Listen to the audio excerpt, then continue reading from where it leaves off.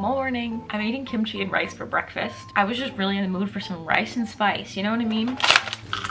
I'm reading a few things at the moment, but what I want to start today is Beautiful World, Where Are You by Sally Rooney. Kirsty and I are buddy reading this, so after you finish this video, you can head on over to her channel and watch her reactions to this.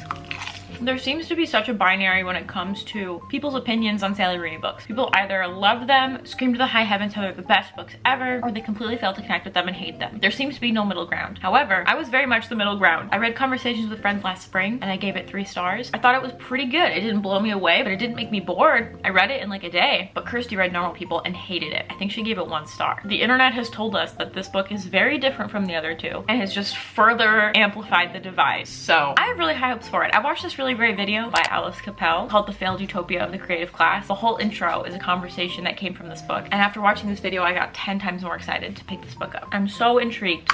What people seem to really love about Sally Rooney is her way of depicting being a young person living in Ireland, how this influences your relationships, what the everyday looks like. Their character studies, they're not very plot heavy, which I can definitely appreciate. And seeing that this book is going to cover that, but then also discuss economic struggles and complications, I just have really high hopes for it. What people seem to not like about her books is the fact that they're more character heavy than plot heavy. For me personally, that doesn't bother me. But what does bother me, and what seems to bother a lot of people, is the lack of quotation marks in the dialogue. It does make it a little difficult to follow. But at least she does the formatting of dialogue. I'm reading this book Blindness by Jose Saramago right now, and he doesn't do anything for dialogue at all. So honestly, I think it'll be okay. I think we'll be okay. I'm gonna finish my breakfast, make some banana bread, and then we're gonna get some reading done. Let's do it.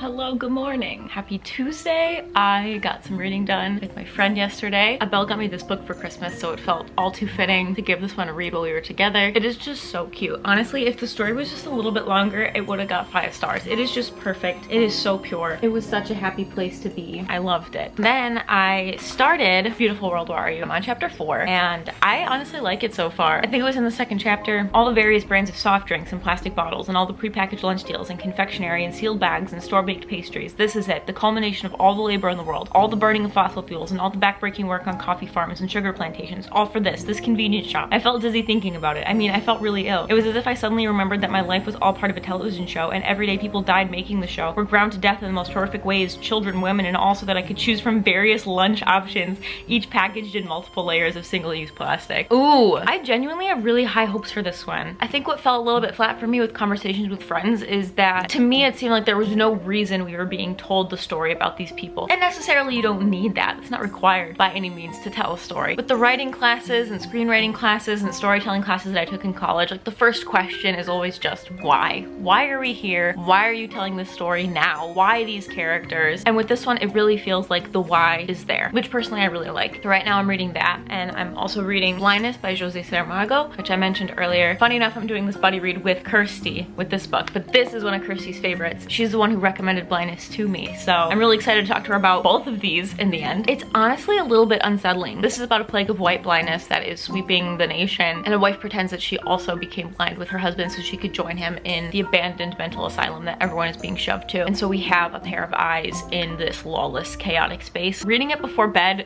makes me genuinely upset. I think a part of me has been putting it off a little bit because I'm just not in the mood to be upset right now. But then I'm also reading Braiding Sweetgrass by Robin Wall Kimmerer. This is for the Pocket Pages book club, and I'm on page 79, and I have high hopes. I think that this is gonna be a new favorite. I think it is so beautifully written. The chapter about strawberries almost made me cry. It was so beautiful. She just takes such a small, beautiful part of nature and connects it to this big, grand theme, and it's just done so well, and I'm just so impressed. I'm just so impressed. And also, what a gorgeous addition. So that's what I'm reading at the moment. Today, I don't know if you can hear, I'm feeling a little bit under the weather today. I'm coming down with some kind of cold or something, not feeling 100%. So I think today we're gonna make make some miso soup or something. That sounds really nice. But today is just gonna be a kind of catch-up day. I'm gonna get some reading done. I'm gonna get some editing done. I have a lot of editing to do. And just take it easy, I suppose. What are y'all reading at the moment? Have you read any Sally Rooney? What's your favorite one? This seems to be the least favorite of Sally Rooney fans, but I'm really enjoying it so far. Okay, let's get to work.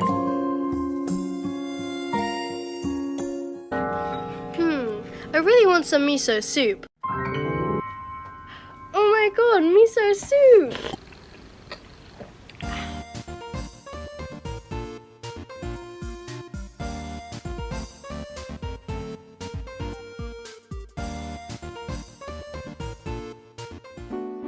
Good morning. Turns out I wasn't sick. I just had a garbage night's sleep / slept like an idiot. So it hurt my body and I was dehydrated. But everything's fine. Now I have miso soup for days, and I had a really great lazy day yesterday. I am on page 78 of Beautiful World, Where Are You? Page 95 of Braiding Sweetgrass, page 108 of Blindness. This one is really starting to become a chore just because of the grammar structure, or lack thereof. You have to really be in the zone, you have to really be in the mood to focus this heavily, and I haven't been that much. Anyway, I have my coffee, got my books. I'm just gonna kick back and read this morning and get a lot more editing done.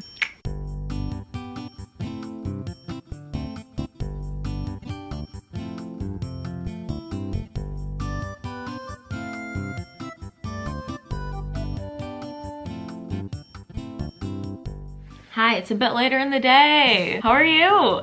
I'm almost halfway done with Beautiful World, Where Are You? My favorite parts so far are the emails between Eileen and Alice. To be honest, if this book were just those emails, could be a 5-star. I love how introspective as friends they are. I love how they're overanalyzing daily events, critiquing capitalism, critiquing the social structures they find themselves in. I live for that. And I just think she's doing a really good job with this one so far. I can't complain. I also got some drawing done since this next semester is going to be nuts, just nuts. I'm trying to get a bit of a head start on the Patreon, and so I have the bookmarks done for March and April. Are you ready? In March, we're reading Sharks in the Time of Saviors.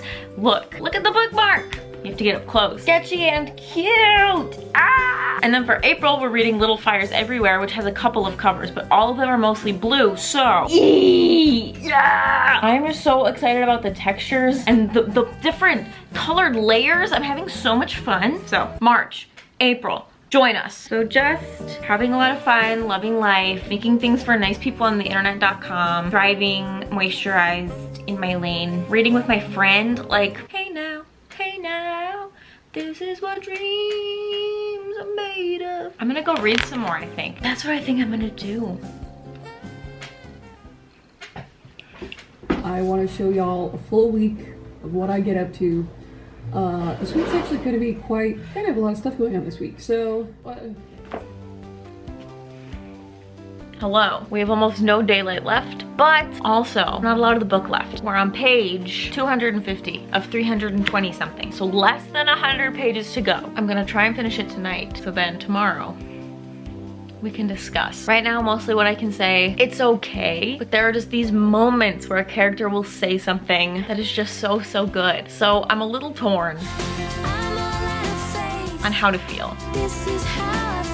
I'm not particularly sutured in, I'm not particularly invested in any of the characters. It's easy enough, and then sometimes there's just a line that gets you. We'll see how we feel at the end.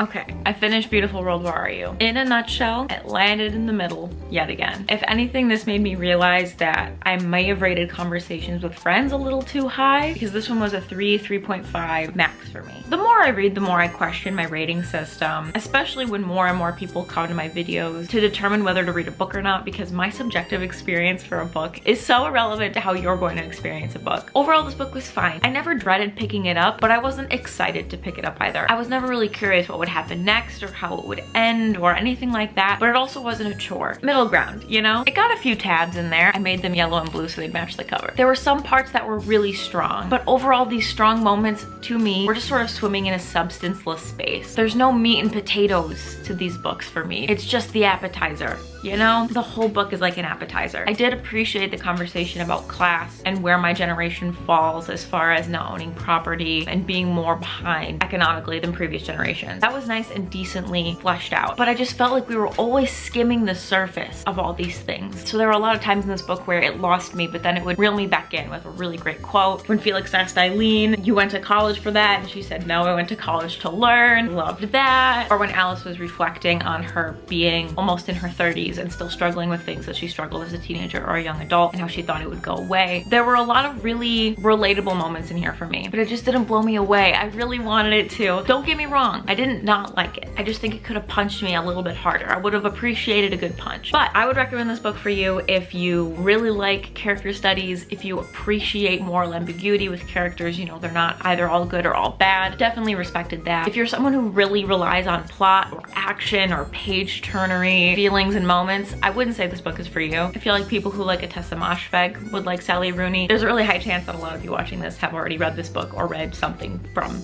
this author. So it's easy enough. If you just want to sit down and kind of be a fly on the wall to some characters' lives, this is totally the book for you. And yet again, cannot recommend Alice's video enough. I'll link it down below. What is your favorite character study? Because I've really learned over the past couple years that I don't like action or plot too much. I do love a good page turner, but what is your favorite mundane book that you think is a perfect snapshot for reality? What book really resonated with you in that way? I really want to know because I would love to read more. And as always, thank you for clicking, thank you for caring, and thank you for being nice. I'll see you in the next one. Bye!